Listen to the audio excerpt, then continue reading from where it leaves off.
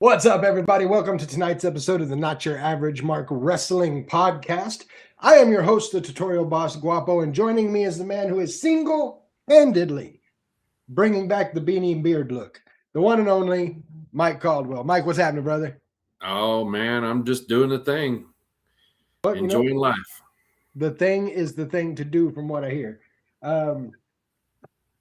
I'm going to go ahead and get started tonight with some thank yous. We want to thank Ross and the boys from Labor 12 for our intro-outro music. Track's called Head Rush, album's called Monsters. If you haven't listened to it yet, what are you doing? Like, what are you doing? Go check it out. And you can do that at labor12.com, laborxii.com.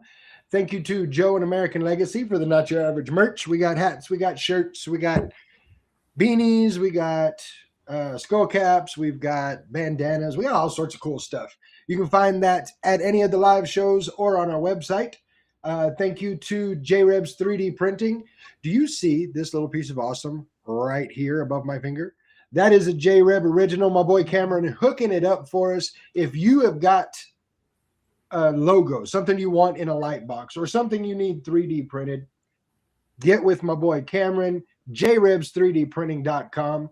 Thank you to Blind Ambition Studios for all our awesome graphics, to the WrestlingSociety.com for including us in their podcast room, and of course, the one that keeps everything moving, one and only the guy, Patrick. Thank you so much for what you do. Want a taste of what it is that Patrick does? Head over to our website, www.notyouraverage.mark.com. We got all sorts of good stuff going on there. We've got bios, we've got a calendar, we've got merch, we've got all sorts of stuff going on there. Go check it out. And one of the things you'll find on the website, as well as on all our socials, is a link to our Discord. In the Discord, we do watch-alongs for Raw. We do watch-alongs for SmackDown. We do watch-alongs for PLEs. That would be the Royal Rumble happening this Saturday. We'll be doing a live watch-along there in the Discord. So make sure you go to one of the socials or go to the website, check that out. And now to our chat.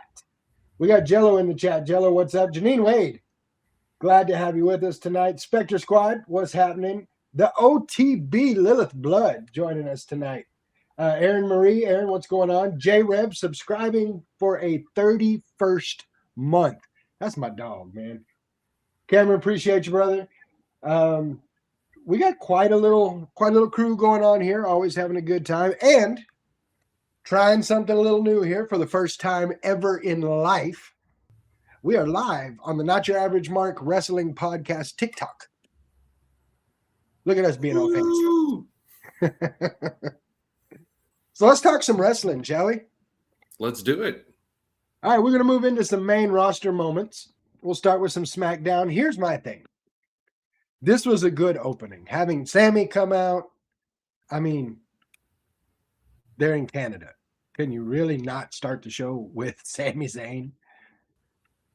I mean, I guess not. Having Sami Zayn could, but it would be a stupid move. Agreed. It would be a bad move to do that. Having Sami Zayn come out was good. Having Trick Williams come out to talk trash to Sami Zayn, even better.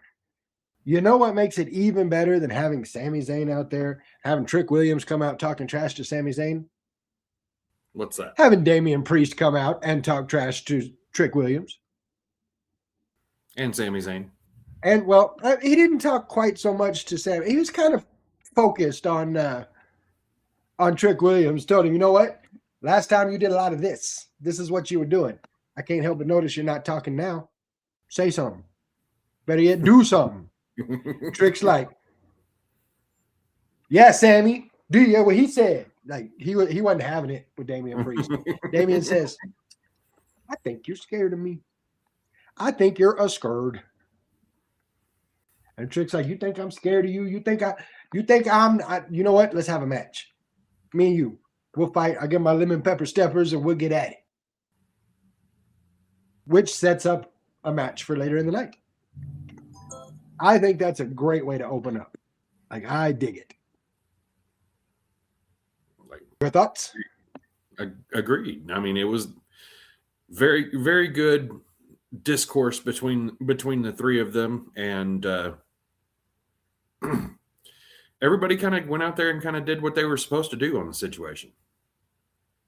They did, and they made for a great opening. Now, keeping in mind that this is a go-home show for Saturday night's main event, normally our openings are, this is what we're going to do. And so I once the three of them were out there, I was expecting Randy Orton, but hey, sometimes they throw little wrenches into plans. That takes us to our U.S. champion, Carmelo Hayes versus Ilya Dragunov. Now, I am digging the camaraderie between Melo and Ilya. And the thing I like about it most, not only is it there, you've got the camaraderie, you've got the, I want to make sure that we have the best match we can have. But you also have the fact that it really pisses off the Miz. And anytime you can do that, it makes for TV gold. Oh, absolutely. Miz getting upset is kind of like the wind blowing, though, isn't it? I mean, maybe a little bit. Maybe a little bit. Just a tad. Just a hair. Before I go any further into that, I got to look over at the chat here. Spectre Squad saying, seeing you two not in the same room is weird. You know what? Sometimes it bees that way. Spectre Squad also saying Trick Williams is scared of Priest. I believe so. I believe Jello put it best when he said anyone who's not afraid of Priest has mental issues. I agree wholeheartedly with that. Oh, I'm getting like messages here. I gotta fix my phone a little bit. There we go. That's better. You see, we're doing a TikTok live thing. I got to get the chat from here too. I'm all over the place tonight. The match was amazing. Like Melo and Dragunov, how could you not? It's always a good match when these two are in the ring together. And for this being their third match, I think the thing I like most about it was that nobody had the upper hand in this. It wasn't a clear Ilya's better than Melo or Melo's better than Ilya. Like it was a very well matched match. Like they were back and forth, like right here, just like this, right up until Miz decided to interfere, and that led to Melo getting the win. 100%, this is not over. Oh, absolutely not. And they fixed things really well where when the Miz did his thing to Ilya, Melo didn't know anything about it, which is going to upset Melo just a little bit whenever he does figure that out. So I think we may be having some words on SmackDown about it. We're gonna find out about it. I think that we get some Melo Miz infighting going on, and I'm here for it. Like I can't lie. Like Lilith put it correctly in the chat. Miz is a national treasure, and I agree with that. He is in fact a national treasure. Jello says, how many people can Miz have angry at him at one time? How many people are on the roster? Yeah, that's what I was just thinking. All of them, all the people. All right. So again, I don't think this is over by a long shot. I think we get a lot more of this, and I'm here for it. Now, the Cody Rhodes, Jacob Fatu segment. Of course, Cody's sitting down to have a talk. This is probably my favorite yet. And I don't know about you guys, but it really gave me the Seth Rollins, Matt Riddle vibes when Seth was like, hey, are you going home to read a bedtime note to your kids? Oh, that's right. You're not allowed to see your kids. All right. Like it got really, really real there for a minute. And it got some personal. And I like that. I think we need that from time to time. Yeah, Jacob Fatu, that whole low tone, very intense stare, and every single word that came out of his mouth, he meant every last thing he said. Oh, absolutely. And the thing that got me on it was he was like, Cody Rhodes, blah, blah, blah, blah, blah, blah, blah. And he's like, that's why you ended up in prison. And from that point forward, he's like, oh, that's where we're at now? You want to talk about my prison time? Right. Act like I'm not in control. I'm in perfect. That was the scariest version of Jacob Fatu I've ever seen.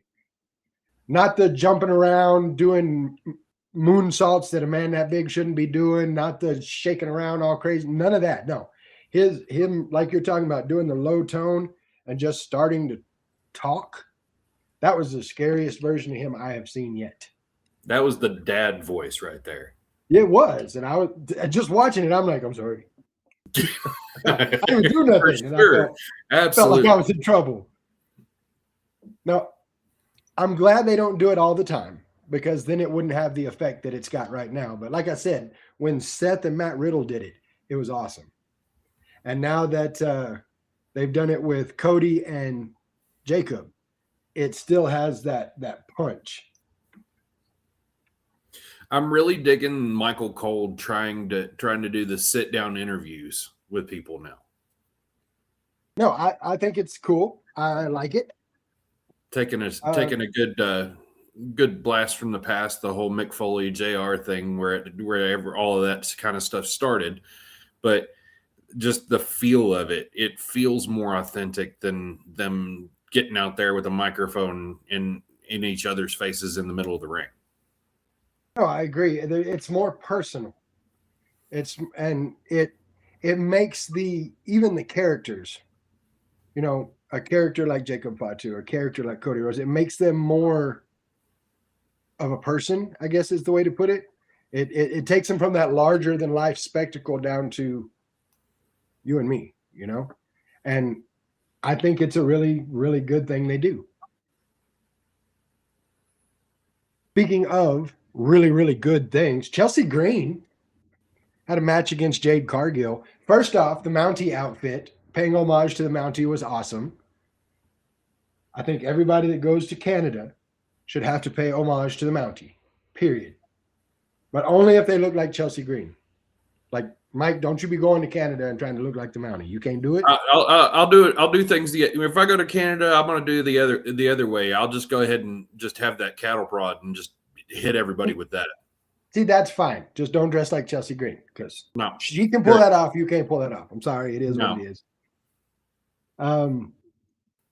This match was good. Like, I enjoyed the match. And the cool part was having Jordynne Grace out there. I don't know if she's officially part of the Secret Hervis, but having her out there to, I don't know, be available for some trash talk with Jade Cargill is always a good idea. Oh, absolutely.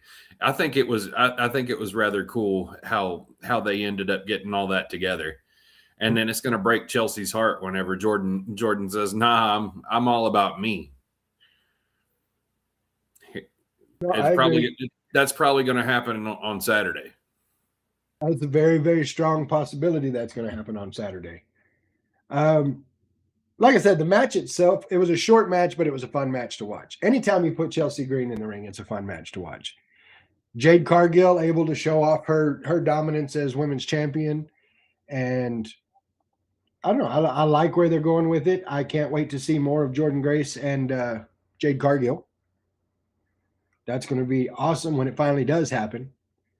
Oh, for sure. We then went to the Wyatt Six versus the MFTs, those mother Tongans. Wait, I don't think that's what that stands for. It could stand for that. That's My Family Tree. Yes, I know it stands for My Family Tree. Motherfucking Tongans. Motherfucking Tongans. This one surprised me in one way, but didn't in another, if that makes sense.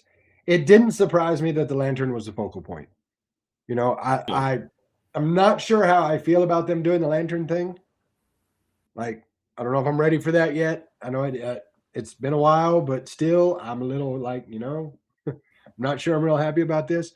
What did surprise me, though, is that the lantern was the focal point to the point that the titles changed hands. MFTs get the pin, Wyatt Six lose the tag titles. Was not expecting that. Well, they put their strongest soldiers up at the front line for that situation. You had Solo and you had Tongaloa. No, absolutely. Tonga. was Which one was Tama it? Tonga. Tongaloa was told, take this lantern and go to the back and stay No, there. that was Talatonga that did that. Tala Tonga did that. That's right. Tala Tonga. She said, take it back there and stay back there. What are them dang Tongans? Motherfucking Tongans. Call a roll. But it did surprise me that the titles changed hands, and I'm interested to see where they're going to go with that. I'm hoping they progress that further. Nathan Frazier versus Johnny Gargano, a now partnerless Johnny Gargano, as Ciampa is now all elite. He is the Psycho Killer. If we're jumping right into that, I honestly think kudos to Mr. Clown to go ahead and present Ciampa the way he did, because that was a very, very, very impressive debut. No, I agree wholeheartedly. If you're going to bring Tommaso Ciampa into AEW, not the biggest fan of AEW, you guys know that. But if you're going to bring somebody like Tommaso Ciampa in, you bring him in, you make him a monster, you have him challenge for a belt, and let's go. And that's exactly what they did. I personally believe that the HCIC, the head clown in charge, had nothing to do with that. I think maybe he's got somebody writing for him now. I think maybe he might have given up the pencil, which if he did, smart move. Yeah, but that's how you bring somebody like Tommaso Ciampa in. I did watch it today, and I did feel like for the most part it was a different kind of vibe than normal. Well, I'm willing to give it a chance. I'm willing to make a chance. Sorry, that's funny comment going on over here. I'm willing to give it a chance. Like we may do a watch along on the Discord for Clown Show one more time, see what happens. As long as we have Mark Briscoe there to do a little talky talk. I got to work that day. Yeah. But talking about Nathan Frazier and Johnny Gargano, this is a good match because they're very similar in size and they're very similar in style. Granted, Nathan Frazier is a little bit faster than Johnny Gargano, but it was a great back and forth because they are so similar in style. So they could bounce back and forth off of each other. Apparently, you're quite the popular one today because Captain Spaulding says, "Love you, Mikey." Well, I love you too, Mr. Spaulding. Captain. Nothing but love on the show. Absolutely. I do like that they're still making the stolen mask part of the show, part of the gimmick, and that Candice LeRae was part of it. I laughed, having Axiom put the mask on Candice LeRae backwards and Candice punched Gargano in the head. Good stuff. Good stuff. Very, very much, very fun match. Now, while Praxia may have won the day, they once again lost the match. Candice LeRae said, yoink, and took off. In through the crowd. Gone with the mask again. They'll get it back, though. They'll get it back. Looking over at the chat. Wow.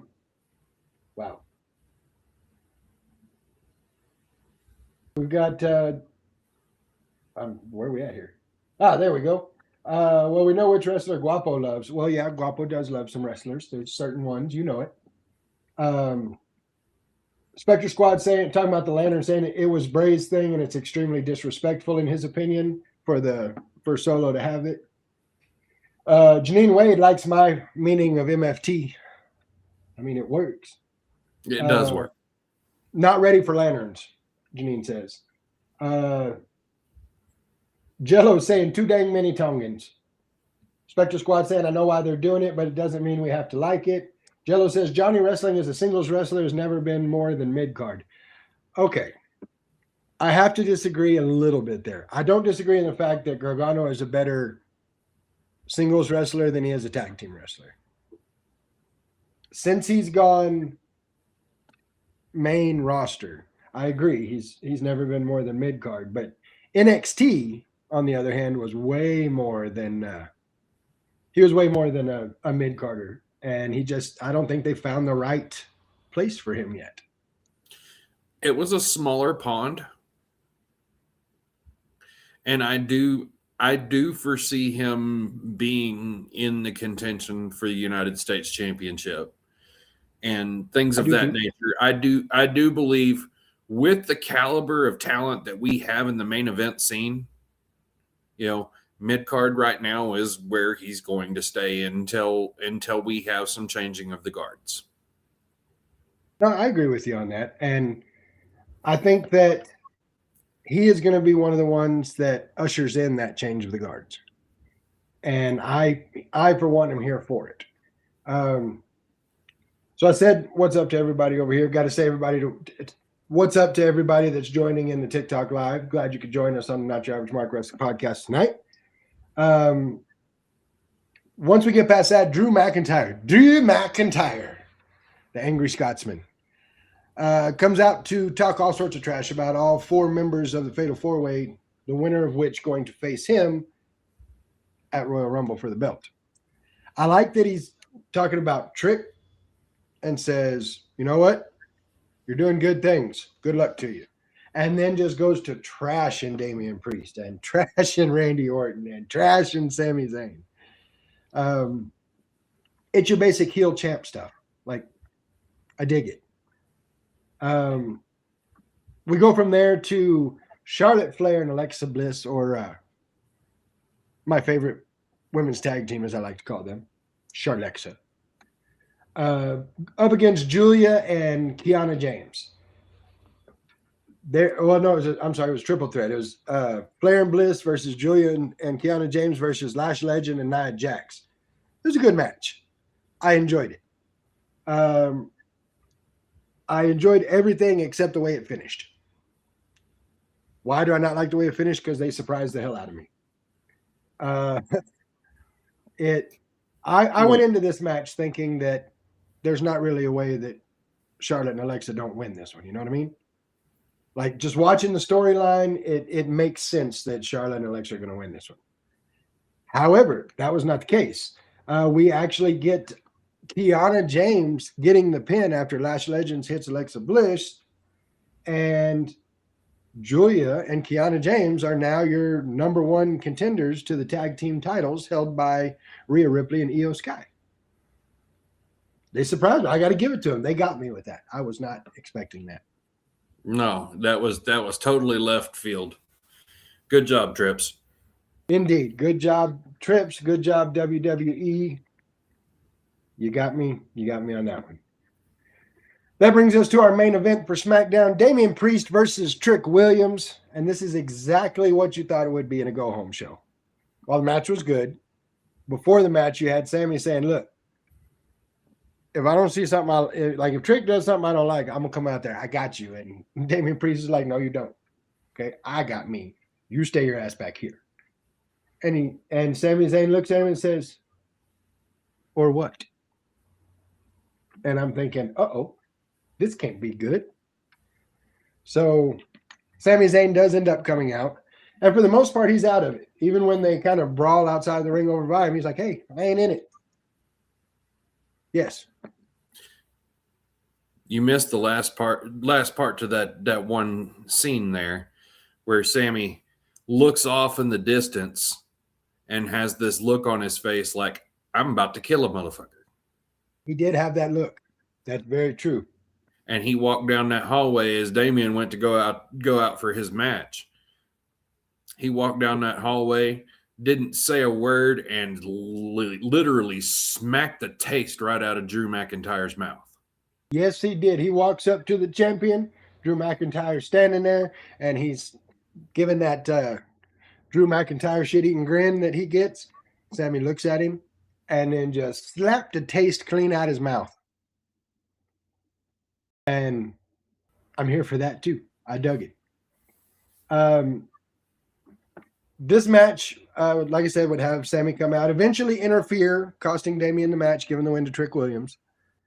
So later on, when we're talking about this, remember that at least one point in his career, Trick Williams has a W on Damian Priest.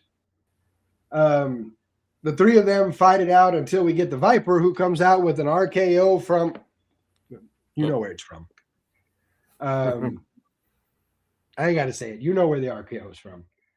He hits that on Trick Williams. We go off the air with Randy Orton standing tall, RKO everybody written across his shirt. All in all, good go-home show. I give it an A. I would say A-. Okay. No, I can go with A-. That takes us into Saturday night's main event. Before we go into that, I do want to remind everybody that's watching, if you haven't done it yet, please go to the socials, click all the things, click the likes, the follows, the subscribes, the bells, the whistles, all the things. Click them all. It helps us with our socials, lets us know what you're looking at, who's looking at what, and helps us put on a better show for you. So if you would, go to the socials and click all the things. Before we get into Saturday night's main event, let me look over here at the chat. Angela Buchanan, first off, Angela, welcome. Says, screw McIntyre, he needs to go away. Spectre Squad saying, I like this promo right up until he went after Sammy's kid. Yeah, you can't. You got to be careful bringing up the family, especially talking about the kids. Eska 1981. Eska, thank you so much for the sub. That's awesome. Appreciate you so much. Spectre Squad says, okay, but sometimes it pays to have friends, but seeing Sammy lose it was top tier.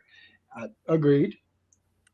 Jello saying Sammy has always had great heart, but suddenly he's grown up here. I'd like to expound on that a little bit. We've always seen Sami Zayn as the underdog. He's always been the one that fights from behind, yeah? So it was good to see him be the aggressor and just walk up and slap the taste out of Drew McIntyre's mouth. For him to be the aggressor at this point. And to Jello's point, it does seem like he's grown up a bit in this. Spectre Squad, watching Drew get slapped, especially after what he said, was glorious. Oh, of course, I said go click all the things. Spectre Squad says I already have. What's the next instructions? Next instructions are listen while we talk about Saturday night's main event. So, our first match of the night, Cody versus Jacob Fatu.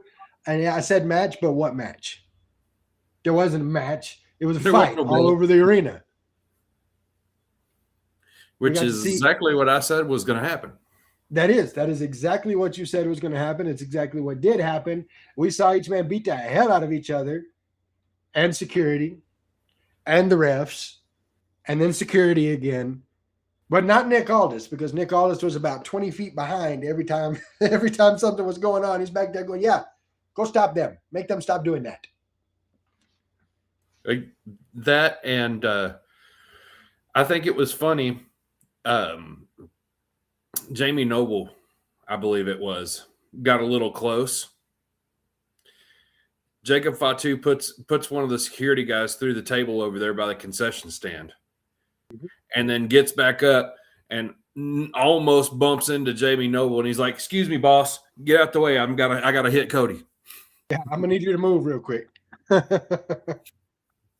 No, it was brutal, man. It was a hell of a fight right up until Drew McIntyre showed up and laid waste to both of them. Now, mind you, they have beat the hell out of each other for about 15 to 20 minutes at this point. So they're already wore out. There's no way they can't be. Mm-hmm. And then a fresh Drew McIntyre shows up, puts Fatu through a table. And I think he did the same to Cody, didn't he? Yeah, he kind of pushed Fatu through a table, and then he gave Cody a powerbomb through the table. Jello saying it did last as long as a match. Yes, it did. And Spectre Squad saying it was just a no DQ, no bell match. Yeah, no DQ, no bell, no ring. I mean, no match. No match. It was crazy. And I'm looking forward to tomorrow to see where they go with that. Is there going to be fines? Is there going to be a cage match put together? Like, what are we going to get from that? I honestly think that we're going to get a nice little program out of the whole situation, and that's a good distraction for Cody so that he can get away from the belt for a little while, he has a good series of matches with Jacob Fatu, and it kind of puts him on a little bit of a side quest to where, the belt may not be at the forefront. It's a personal issue. And that's personal issues sell. Personal issues sell. And when you're somebody like Cody Rhodes, you don't need a belt to be successful. Like, the belt doesn't have to be part of that storyline. And I think that's where they're headed, just like you're talking about. That takes us to the women's tag team title match. Rhea Ripley and Io Sky versus Liv Morgan and Roxanne Perez, or as I like to call them, West Texas Psycho. We upgraded from crazy to psycho. I mean, have you seen them? Like, did you see them? I've seen the eyes. The look in Roxanne Perez's eyes when she's going and beating the hell out of Io Sky? That is West Texas Psycho. Born and bred West Texas Psycho. And Roxanne Perez, if you're listening, yeah, I said it, but I didn't mean it.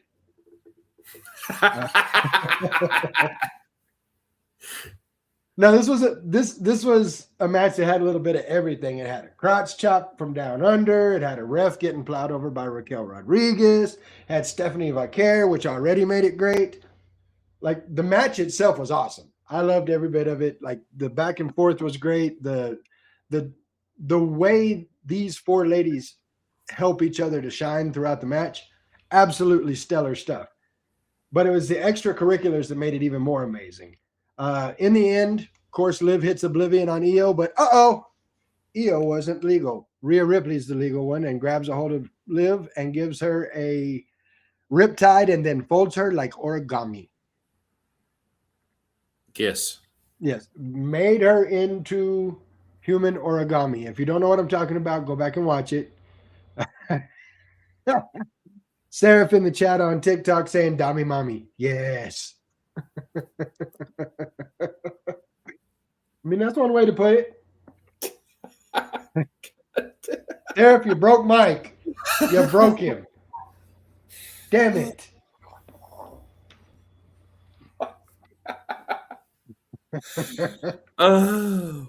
Okay. Deep breath. You got this. Compose yourself. Brief. Yes, brief. No, this was a great match. I enjoyed it. I thought this was a good way to bring Raquel Rodriguez in it because, the other two members of the Judgment Day are in there. And you bring Stephanie Vaquer into it. Yay. Now you've set up more things. You've set up matches for the future, which we will actually talk about here in just a few minutes. All in all, great match. I'm glad to see that Rio kept the belts, but how long will they keep the belts? That's the question. That takes us to AJ Styles versus Shinsuke Nakamura. If John Cena versus AJ Styles was a love letter to professional wrestling, this match was a love letter to a 10-year rivalry. I mean, you had the mask. AJ Styles coming to the ring with a mask. Same way he did in 2016 when he went against Shinsuke Nakamura. You had Shinsuke coming in with his old entrance, which I thought was awesome. The match itself was, you ready? Phenomenal. See what I did there? You see what I did? No, it really was. The match, these two put on a masterclass in wrestling, without question. And it's the respect that was there that made this such a good match. And in the end, we get AJ getting the pin, followed by the show of respect to match the one they did in 2016. Where they're down on a knee and he reaches out, they hit knuckles. Like it's exactly what they did in 2016. And I thought it was a good all the way around. A good circle back to where it started. Now, before we go, this guy, Seraph in the chat saying AJ is less than phenomenal. Look, you don't get to talk anymore. You don't get to talk anymore because you said AJ is less than phenomenal. You don't know what you're talking about. He is the phenomenal one. Hello. we have to talk about AJ Styles for a minute. And I have to throw something out there that I didn't really thought about. And then I started seeing some things, and now I'm thinking about it more. We all know AJ Styles is done in 2026. He's put it out there multiple times. 2026 is going to be his last year of wrestling. But then I got to thinking about, this match with Shinsuke Nakamura. And then take it back a few months and you have the match with John Cena, the Love Letter Professional Wrestling. Then take it back a few months, you had his last match in New Japan. And you can go back and back and back. I think AJ has been on his retirement tour for a while now. And he just didn't say anything. Nice little tag team run with Dragon Lee. Yep. Chance to get the tag team titles, which was awesome. But they have to be Dragon Styles because AJ Lee, of course, already taken. Unfortunately taken, punky bastard.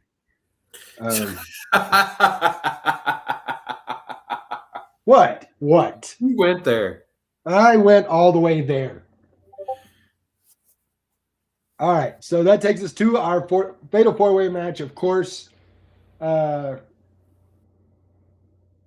being Sami Zayn versus Damian Priest versus Randy Orton versus Trick Williams. The winner of this match going on to the Royal Rumble to take on Drew McIntyre for the belt. So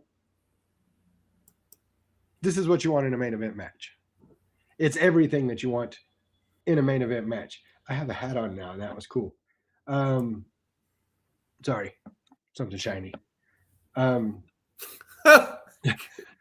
Squirrel. It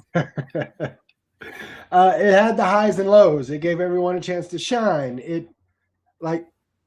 This match had it all with some of the best in the business. Now, I do have to ask, if you are Trick Williams and 10 minutes from now, you're going to be in a ring with Randy Orton, with Damian Priest, and with Sami Zayn, what is the pucker factor there?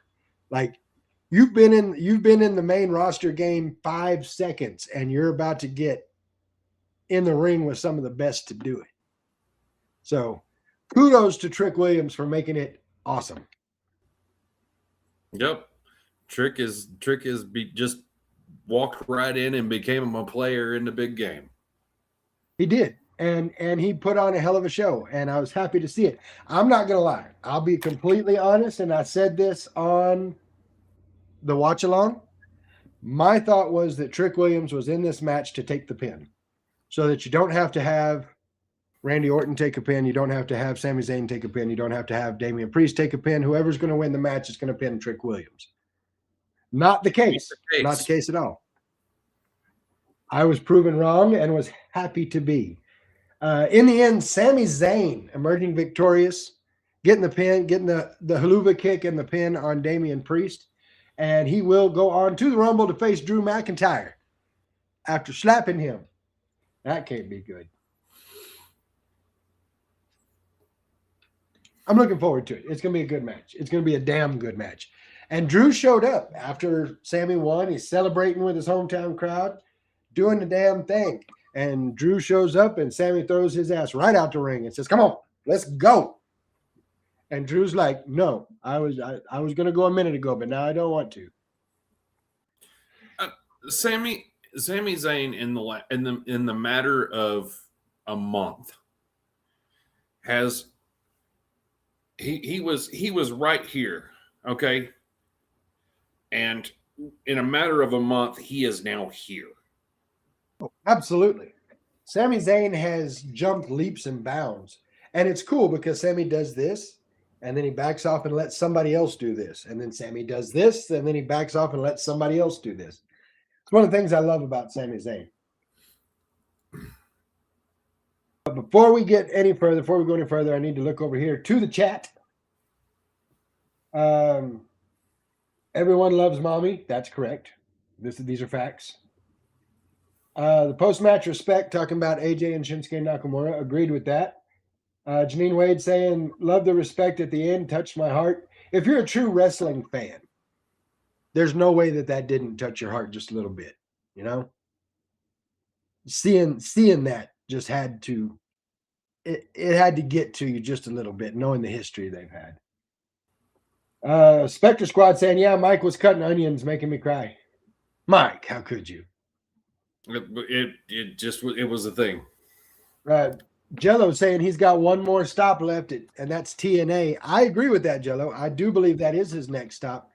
I'm throwing it out there now. Yes, I know we're not talking about the Rumble just yet. We will be in a few minutes, but I'm going to go ahead and throw it out there now. I feel like AJ Styles is going to lose his match at the Royal Rumble. That's going to end his career with WWE, and then he's going back to the house that AJ Styles built, TNA. That's what's going to happen. Yeah, I heard it here first. Look, I'm in trouble in the chat now, Mike. Why? I got told to stop breaking you. So stop breaking Mike. Poor Mike. Guapo is keeping him broken. Jello says Sammy will win the title. Too many never been done stories for him not to win at the Rumble. He'll drop it to Drew at WrestleMania. I mean, I could see it 100%. I could see that happening. Like, I feel like it's time.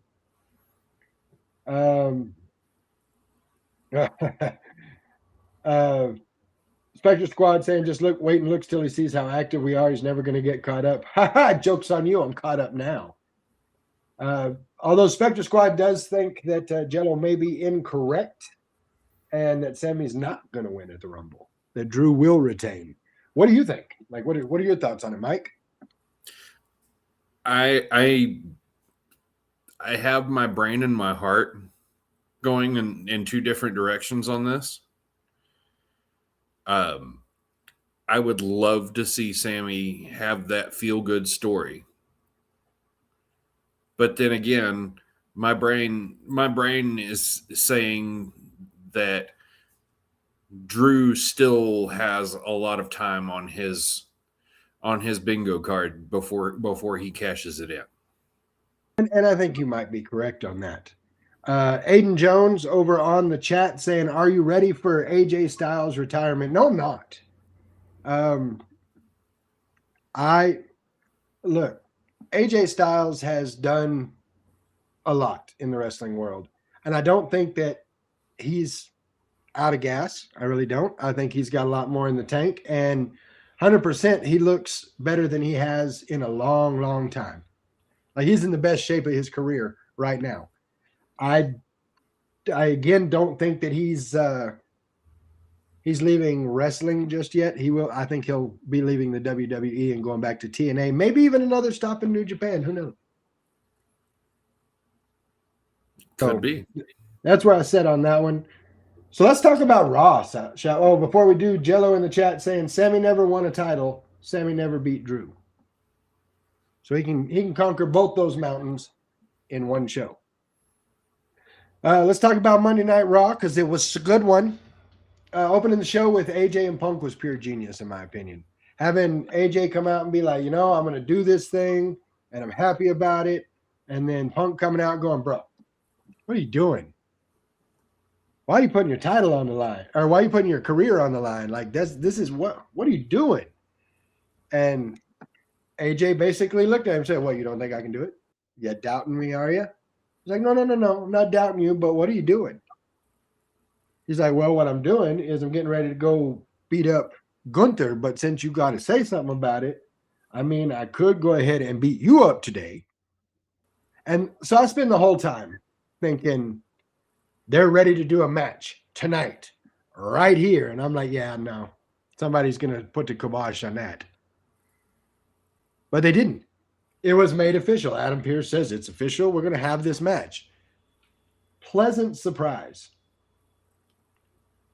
Like, honestly, I was pleasantly surprised by that. Yet another bucket list item checked off. Check the box. I'm looking over at the chat, and Spectre Squad says, I think Drew wins via DQ or countout. and start a bid to WrestleMania or something. They're making Drew too big of a heel right now to lose this early. So Spectre Squad agreeing with you that Drew's got a lot more time with that belt. Janine Wade saying not ready at all. She's been an AJ girl for years. Punk said he'd be a fighting champ and he's delivering. Absolutely.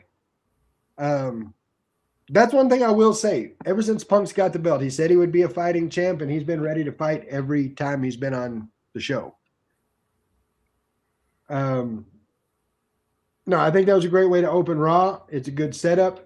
And as I said earlier about Saturday night's main event, the reason I like the women's tag team match so much is it sets up matches like we have next, which is Stephanie Vaquer, Rhea Ripley, and Io Sky versus Liv Morgan, Roxanne Perez, and Raquel Rodriguez.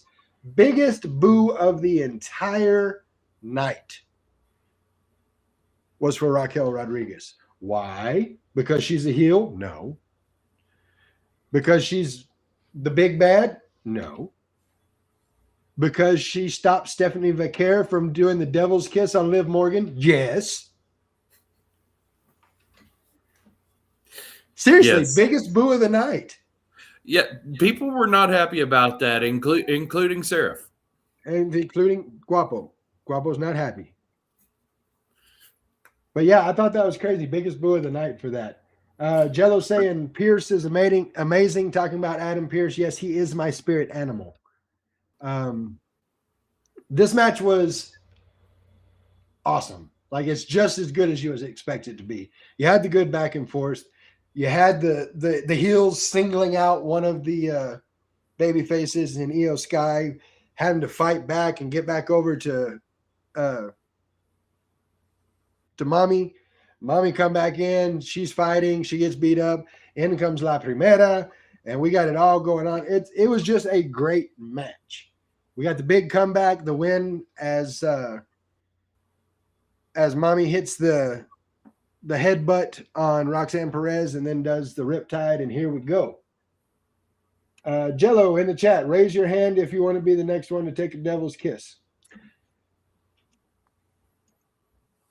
I volunteer as tribute. I'll save you all the trouble. I'll just volunteer as tribute. Thank me later.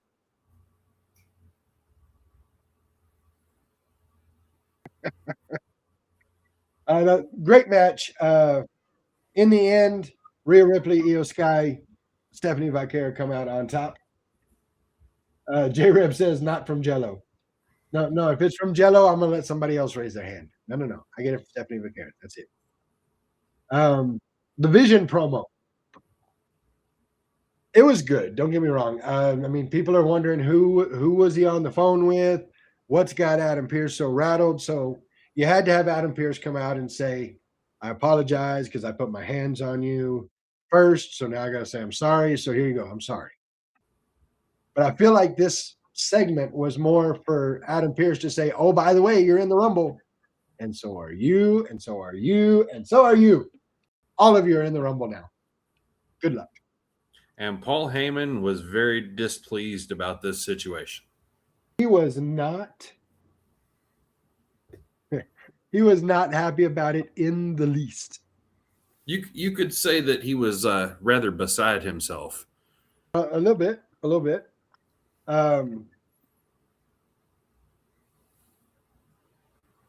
He also told Austin Theory, look, you feel like you were screwed. You feel like because the Nucks were there that you were screwed. So you deserve a match with the legend. So Rey Mysterio, come on out here. Time for a match. So that's exactly what we get. Rey Mysterio versus Austin Theory. Great match. I really like the fact that Austin Theory held his own against Rey Mysterio. In the end, it was the chaos caused by the Vision that led to Austin Theory being able to get the stomp in. He gets the win 1, 2, 3. And then the Vision just waylays Mysterio, Penta, and Dragon Lee. Vision's left standing tall at the end of the match. And notice nobody came. It was like people were going to try to run out and go, no, we need to stop this. And Adam Pierce is like sitting at Gorilla going, hey, guys, look, that phone call I got the other day, We just leave these guys alone. No, people are still talking about that. Like, what in the world has got him so rattled? I've heard The Rock, because that makes sense. I've heard Stephanie McMahon. Somebody's even thrown out Vince McMahon, which it's not Vince McMahon. I even heard somebody throw out, instead of bringing him back as a in-ring talent, bringing in Jericho as an authority figure. So who's it going to be? I don't know.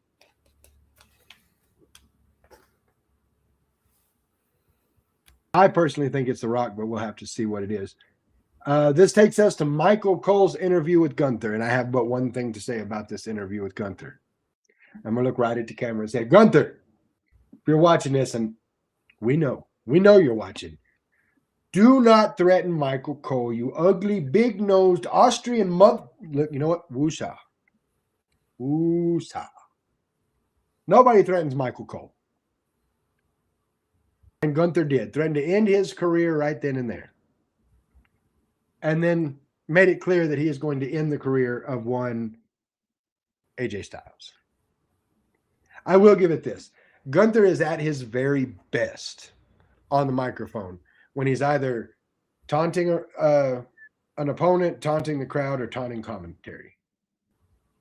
Like, that is when he's taunting somebody, that is his best mic work, in my opinion. Oh, but absolutely. Don't be threatening Michael Cole. You know, I was hearing something about the fact that was it Pixar or Disney or whoever was saying something about they were saying something about cease and desist letter for the embodiment of Gru. He does have kind of a Gru look, right? So Michael Cole versus Gunther, career versus hair.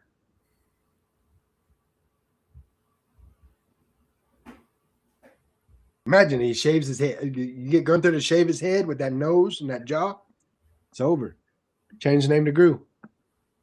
Well, if that's the case, then we have to take the Americano mask off of Ludwig Kaiser, so he'll at least have one minion. All right, that's enough. Stop it. All right, so we get a number one tag team number one contenders match. You've got the Alpha Academy versus the Creed Brothers versus New Day versus Los Americanos. Not gonna lie, forgot about the Creed Brothers. Haven't seen them in a very long time do anything in the ring. Well, pretty much not really done anything since Chad Gable got hurt. Like, they've had the occasional spot here and there, but haven't really done anything. I went into this match 100% thinking it's going to be the New Day with the win. Like, storyline made sense. They've been doing all the talk with Adam Pearce and everything. So 100% I thought New Day had the win. And it was a lot of fun seeing all the teams shine. But I'm going to tell you right now, watching Tozawa hit the senton that I'm pretty sure peaked somewhere in the rafters and come down and get the pin, it was awesome. It was something special. Like, completely unexpected. Yeah, Tozawa got flagged by air traffic control saying, hey, you better identify yourself. Dude was so high in the air for that. It was crazy. But I'm not gonna lie, I'm so happy for Alpha Academy. Like it's about time. It's about time they give them something like this. I think hats off to Creative for finally getting it done. Now it's time for the match we've all been waiting for. And what a match it was. We had counters, reversals, GTSs, calf crutcher. Like, we had it all. I think we even had a Styles Clash or two. This was bottom line, this was a master class in wrestling from two of the best to do in the game right now. Put CM Punk and AJ Styles in a ring together, and it is going to be something awesome, which is exactly what we got right up until Finn Balor. What the hell? That's all I got to say about it. What the hell? You come out, you do the thing. I'm happy because you did the thing, and then you do this. I think we're all sitting here. We're all ready for the face turn, but we're robbed of it. Finn Balor comes out, attacks Punk, 2 coup de grace, and yes, Michael Cole, I said coup de grace, not coup de grace. 2 coup de grace later, and we end the show with a very angry Irishman. Indeed, he was. The question then becomes, even though he was told Rumble's full, he can't be in the Rumble, does Finn Balor make his way into the Rumble? Yes or no? Honestly, I think he's trying. I think his plan A was going into the Rumble. Now his plan B is we still got Elimination Chamber where the champion's going to have a match. So why not go ahead and attack him, and make his life a living hell until he just goes ahead and says, you know what, we're going to do this again. I mean, I could see it. I really could. I could see that happening. Me personally, I think we get the somebody's coming out and Finn comes up and attacks them, or even attacks them backstage so they don't get to come out, and takes their spot in the Rumble. I think we get Finn Balor in the Rumble. You know what? I'm gonna say it this way: your negativity, your anger towards this whole situation with Finn Balor, because it was on the right track. Your spirit animal was the reason why it didn't go the way as planned. If he would have said, "Let me see what I can do," instead of saying, "Oh, I'm sorry, there's no room at the end." No.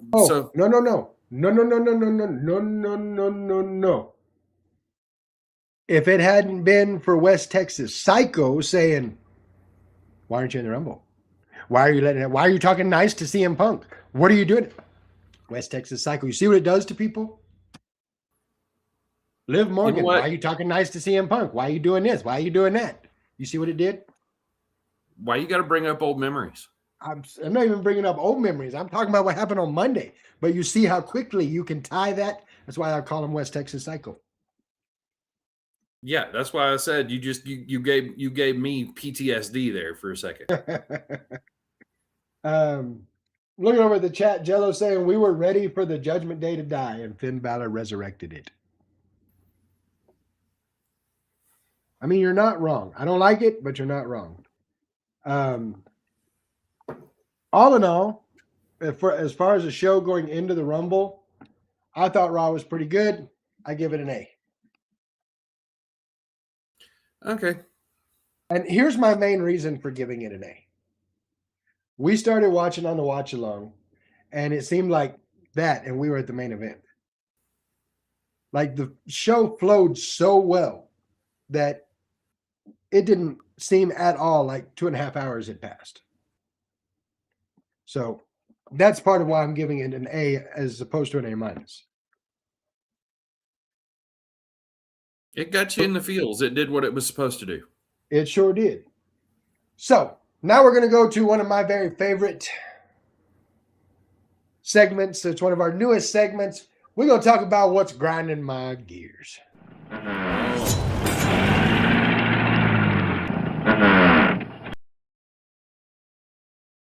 It was the thing. I dig the thing. The thing is cool. That's some coolness that happens when you watch the Not Your Average Mark Wrestling podcast. I'm saying. You know what grinds my gears, Mike? What grinds your gears? People that don't know the do's and don'ts of being a wrestling fan. Oh, my goodness. You're going to open that can right now. I'm going to open that can of worms, and I'm going to start with one of the most important ones. So here's the thing. Go to the show. Feel free to cheer and boo everyone on the show. Contrary to what people may think, they like it. They like it. They really do enjoy the crowd reactions. Mm-hmm. Don't get mad at your least favorite wrestler and try to enter the ring. Because see, what people don't understand is the ropes around the ring are there to protect you, not them. That is not a world you want to step into uninvited. You don't believe me? Ask the guy on CMLL. He found out exactly what happens when you enter the ring uninvited. That's not a great example, but yes, it's an example.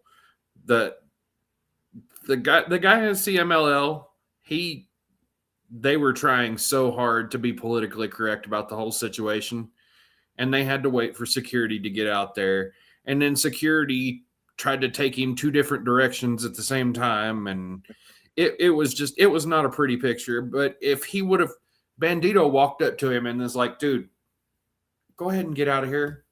You're not in a good place right now. And he goes, no, thank you, I'm good here. Well, see, and that's one of the lucky ones. The ones you have to watch out for, like one of the fans that jumped into I believe Brian I don't remember if it was ECW or WCW where he jumped the rails, grabbed Raven's hair, yanked on it, and then got pulled into the ring, and Scott Steiner and Raven beat the loving the hell out of him.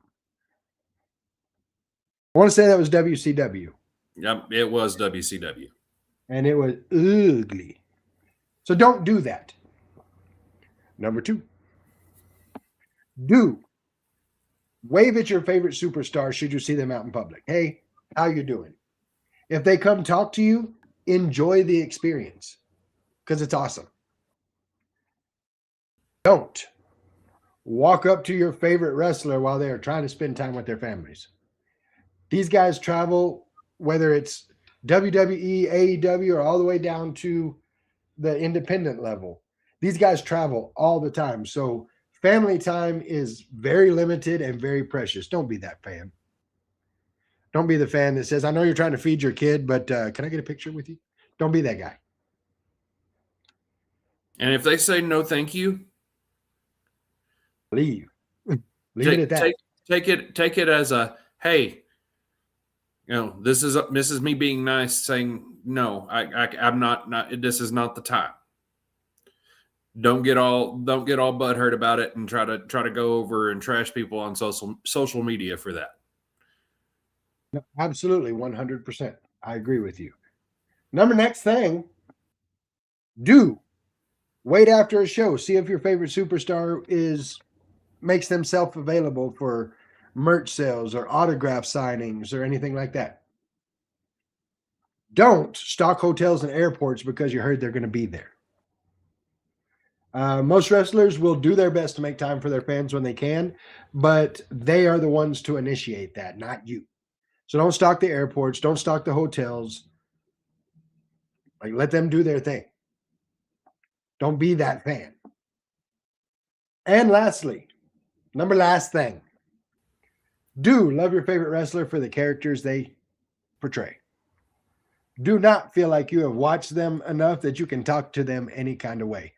By that, I mean, I've seen people go up to wrestlers and be like, you're a bitch, blah, blah, blah, blah, blah, and just start talking to them in a manner that somebody would talk to their character, if that makes sense. A lot of people don't separate. I'm trying to think of the best example. Like, there's fiction and reality. It is the difference between fiction and reality. It's the difference between the character and the person. Like, just, I don't know. I've seen it happen, and it's never a good thing. It never ends well. So don't feel like you know them well enough that you can just talk to them any kind of way, because you don't. I know you may have grown up watching them. You may know everything about them, but they don't know who you are, and you don't know who they actually are. So looking over the chat, and Jello says there's a video of a guy giving Roxanne a hard time during her match, and security came up and said that's the last one. She snapped right back at that guy too, and the crowd is kind of mixed on that. Like, the internet wrestling community, part of them are like, that's right, tell him what's up, and the other half is like, you're a professional, you're supposed to be able to handle stuff like that. As a promoter, Mike, let me ask you, where you stand on that? Somebody's outside of the ring, there's some very colorful and negative things said. Do you allow your talent to go ahead and say something to them? It really it's a situational thing. It really is. You know, I've you know, if I can completely throw back the curtain, you know, there was an issue that we had where Logan Knight was outside of the ring doing something, and slurs were directed his way. Not cool. Not at all. Don't be that person either. You know, you want to go, I'm glad you're getting heated and emotional about the fact that, you know, boo the guy. You know, leave anything else out of it. And don't be that person, because if the shoe was on the other foot and somebody from the wrestling community said any kind of slurs one way, shape, or form or another, the whole internet wrestling community would jump on the whole bandwagon trying to cancel them. 100%. So let's not go there. Let's be respectful. You know, get involved in it. It's a show. We want you to get emotionally involved, but be respectful about it. I'm glad you put it that way, because I'm looking over at the chat, and Jello says, as a fan, you are at the show. You are not part of the show. And that's a very good way to put that. J-Reb in the chat saying, not responsible for bodily harm if you get into the ring. I'm sure that's in small print somewhere on the ticket, right? It's kind of... It will be now. Gosh.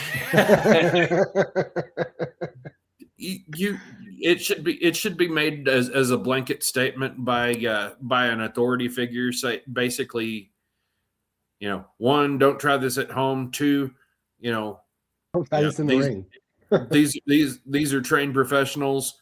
You are not, you know, do not try this. You want to try this? Lubbock Pro Wrestling 101 is right down the road. They can train you how to do this. Yep. Just fine. Go there, get to training, and then if you want to come back and do this, then by all means. But until then, leave the things that are done inside the ring to the professionals, please. 100%, I agree. All right, it's time to talk Royal Rumble. Yay! So, Women's Royal Rumble. Here are the people who are confirmed as of today to be in the Royal Rumble. Rhea Ripley, Charlotte Flair, Asuka Bailey, Lyra Valkyria, Io Sky, Alexa Bliss, Liv Morgan, Roxanne Perez, Raquel Rodriguez, Chelsea Green, Lash Legend, Nia Jax, Julia, Jordan Grace, and Maxine Dupree. So 17 spots already taken.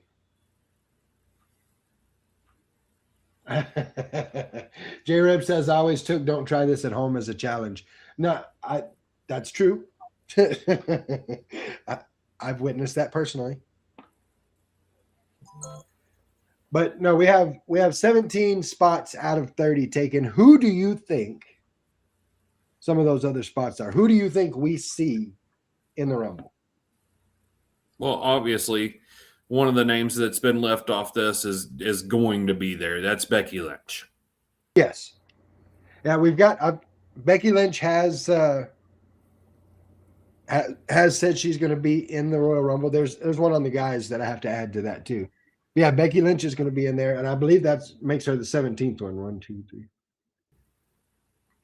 12, 13, 14, 15. So yeah, she's number 17. Possibly 18. Like I know Asuka's in. They haven't said one way or the other whether Kairi Sane is in. I feel like she's going to be, but it's not official yet. But, you know, I feel like there's some people that have been gone for a little while, injured, that it's time for them to make the return. No, I agree. I agree wholeheartedly. I see us getting Bianca Belair back, an injured Bianca Belair making her way back. Possibly Zoe Stark. Mm-hmm. There's a whole lot of talk going around right now about the potential of Paige being there.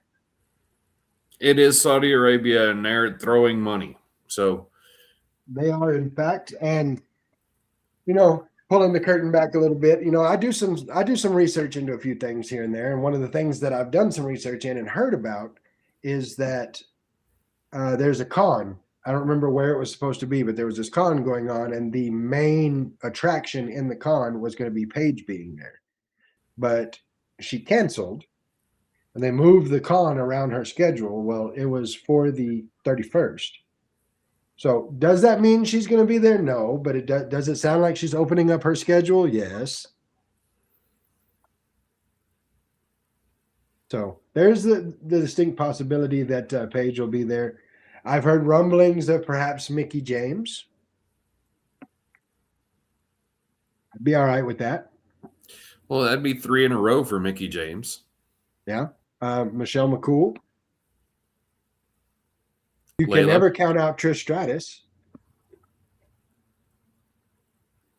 Now, for those that are unaware, I keep throwing out these names: Michelle McCool, Paige, Mickie James, Trish Stratus. Saudi Arabia is all about their nostalgia pop. They're all about the nostalgic stuff, is why I keep throwing out the older names. Now, Mike, you started to say something. What was that? Both of the Bellas. See, that would be cool. I don't know if Brie would come back,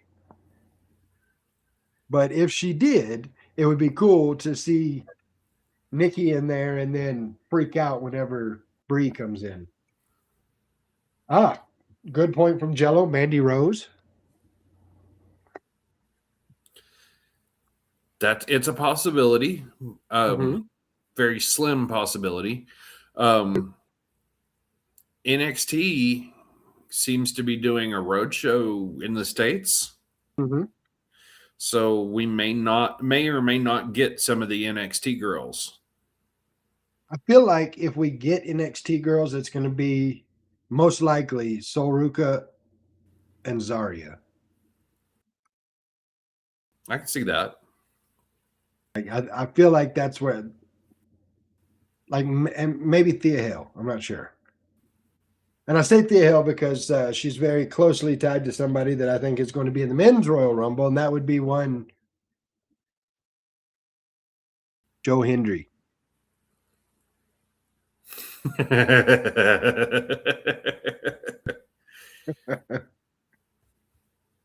I do think he's going to be in the Rumble without question.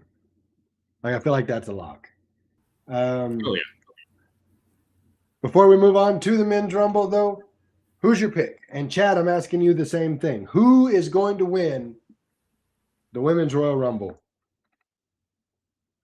My guess is going to be Bianca Belair. Okay. I have heard a few things. The popular vote right now amongst the internet wrestling community is Liv Morgan. Surprises me a little bit, but I mean, I could see it. I'm personally with you. I think we get Bianca Belair, and I think we get Bianca Belair versus Jade, or maybe even a Bianca versus Jordynne Grace to see who gets to go against Jade. I think we get something in that realm from the victory at the Royal Rumble. Okay. Spectre Squad saying Liv Morgan. Patrick saying Liv Morgan.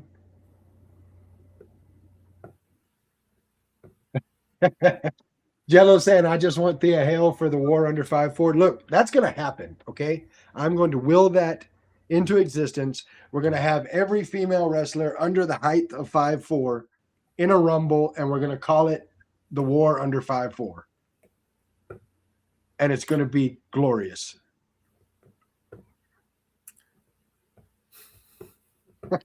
Every time anybody says that music goes into my head now. Glorious. Yep. I heard it too as I was saying it.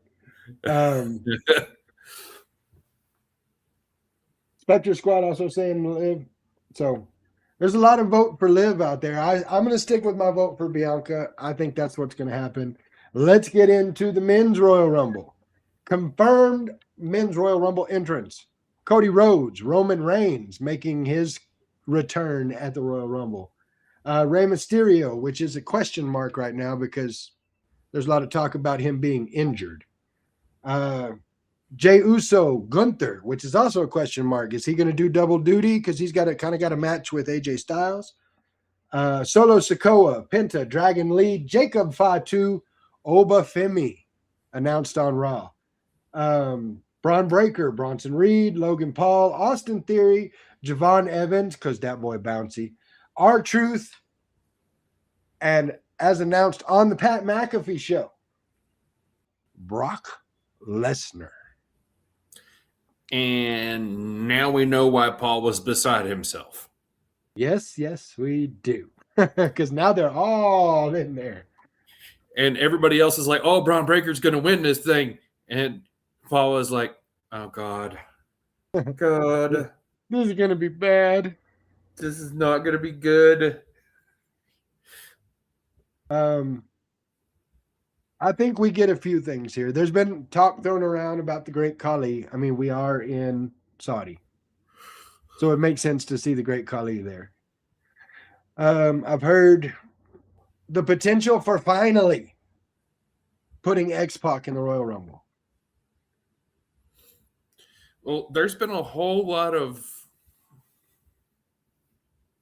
going Lots on. of it. And we know that Triple H is not ever getting back in the ring as a talent. No, he's got a heart condition. He's not able to do so. And Shawn Michaels is done. So no, Shawn Michaels is old. There's a difference.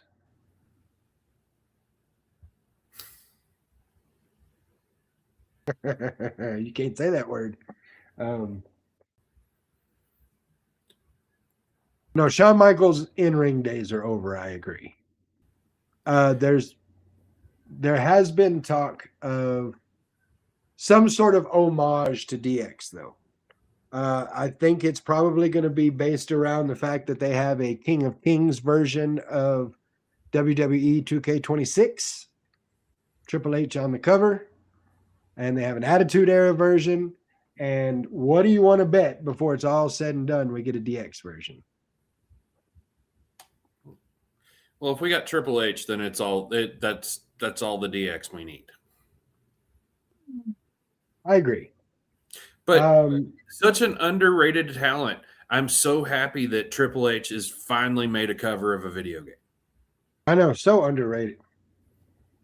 This guy, underrated. Jello's on the chat saying the return of Cross. Ooh, that's one I really haven't thought about. I hadn't either, but you know what? I'm here for it. I am too. I'd be all for that. Bring him back. There's one person I feel is a 100% lock that he's going to be returning, and he is my pick for winner of the Men's Royal Rumble. That is one L.A. Knight. Yeah. I'm almost in agreement with you. I do believe that that's a very, very, very good possibility. I believe that we're going to have another return, and that's Seth Rollins. And I've heard that, and I would be all right with that. Bring back Seth. Of course, it's going to get a huge pop. I would be okay with that. Now, is there anybody else you see showing up? Oh, we have the Jericho talks. We have, I mean, honestly, what I'm really looking forward to is whenever Jacob Fatu's in the middle of the ring and Cody's number gets called, or vice versa, whichever happens to happen first. And another one I'm really looking forward to is the potential face-to-face of Oba Femi and Brock Lesnar. Yes. Spectre Squad saying, I don't know. I think we're going to get a little bit of 316. Now, as much as I would normally laugh at that, because Steve Austin's very happy with doing what he does, I have heard more rumors in the last week that he is going to make some sort of appearance. Obviously, not an in-ring appearance, but that Steve Austin is going to make some sort of appearance at the Royal Rumble. Another name I just thought of, Kevin Owens. It's been beats Drew. Kevin Owens comes out to celebrate. I mean, that would be cool. That would definitely be cool. Like that. All right. So I'm going to paint a word picture for you since you brought up Jericho. So we're at number, let's say 19. Yeah, everybody's pumped up over what's going on. We got a few people in the ring. It's kind of a lull. You're getting ready for the countdown. And instead of the Riyadh countdown, you get the old school 1999 Jericho countdown, where it counts down to his Break the Wall Down music. Place would lose their ever-loving minds. Oh, yeah. Biggest pop of the night. Easily. Actually, second biggest pop of the night. If Sami Zayn pulls it off and Sami Zayn actually beats Drew, that is going to be the yes. That is going to be a big one. No, you're right. That's going to be huge. So who do you got? Who's going to win the men's Royal Rumble?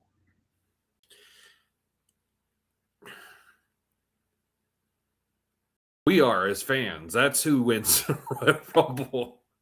You show right. We as fans are going to win the Royal Rumble. But I feel like it's going to possibly be Roman or Brock. Roman or Brock. Okay. Or LA Knight. Yeah.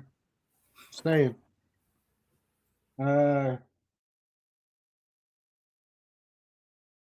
Jello saying, "Oh, I know it would never happen, but I would love to see Story Denali in a Rumble." Patrick says LA Knight wins all day. Yeah. Let me talk to you. I missed him. He needs to come back. No, that's who I think is going to win. I've got LA Knight taking it all. He's going to make the return. He's going to be in the last 5. He's going to be one of the last 5 entrants. And he's going to win the whole thing. I do have a question for you. Question me. What do you got? We are having a watch along. We are, in fact, having a watch along. We are not having a watch along live. That's correct. Let me clear that up for everybody. Our watch along will not be live since they are in Riyadh. The show, Central Standard Time anyway, which is where I'm at, is going to be at 1 p.m. I will be at work.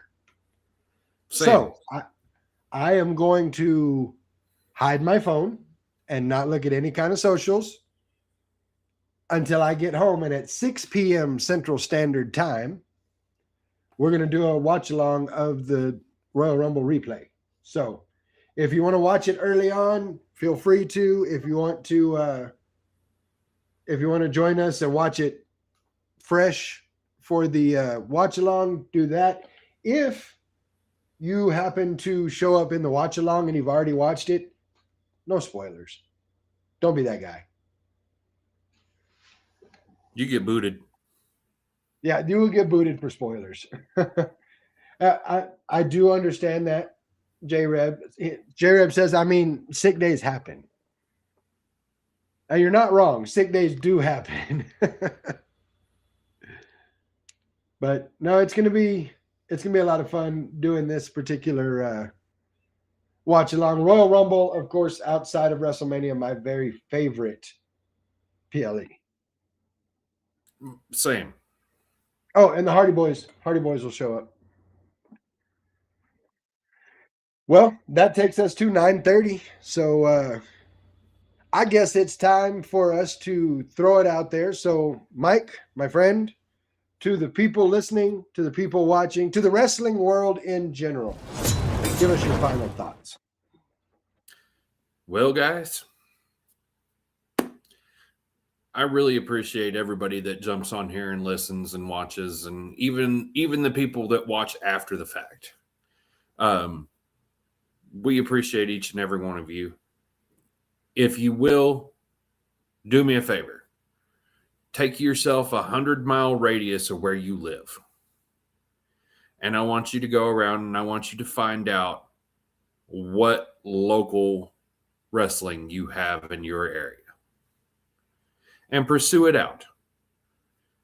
Because as much as we all love WWE, you can get a nosebleed ticket where you have to watch it on a big screen and you don't get the physical reaction to what's going on. You don't get the interaction with the actual people that you would on an independent level.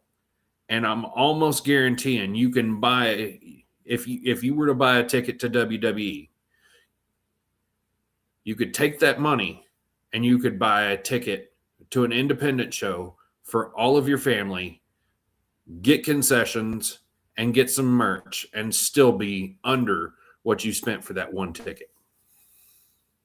100%. You can get a ticket for you. You can get a ticket for your mama, your mama's mama, your mama's mama's mama, your baby's mama, all of them. Your entire family. And I make jokes and stuff, but Mike's 100% right. Check out your local wrestling. Some of the biggest stars you see right now started in an independent wrestling ring. Little story about BCW. Of course, Mike and I are part of BCW Texas. Austin Theory at one time wrestled for BCW. Am I wrong? You are not wrong. Alexander Hammerstone. Mm-hmm. Alexander Another Hammerstone one. wrestled. Like There have been several people that have climbed the ranks that we have had in BCW proper. The cool thing is you never know. You could be at a match and you could be like, man, I love watching this wrestler. And 6 months from now, you could see him live on WWE television or AEW television or TNA or any of the others. Like, you never know. So get out there, support professional wrestling. Support independent professional wrestling. And I believe that's going to do it for my final thought. Mike, thank you once again for being on the show. Always a pleasure having you on. Chat, thank you so much for being here. You guys are the reason we do this. I love you guys for giving us a platform to talk, to get out there and speak about professional wrestling. Thank you so much for that. To everybody that joined in on our very first ever TikTok Live, thank you so much. Enjoyed having you here. We do this every Thursday, so I will see you again then. To everybody else, we'll be right here tomorrow night for SmackDown, and then again on Saturday night for the Royal Rumble. So make sure, if you haven't already, go to the Discord, answer a couple little quick questions, and be there for the watch-alongs. Once again, thank you to everybody that's watching and listening. Thank you again to Mike. Until tomorrow night, I'm Guapo. That's Mike Caldwell. We're not your average marks. See y'all next time. Yeah.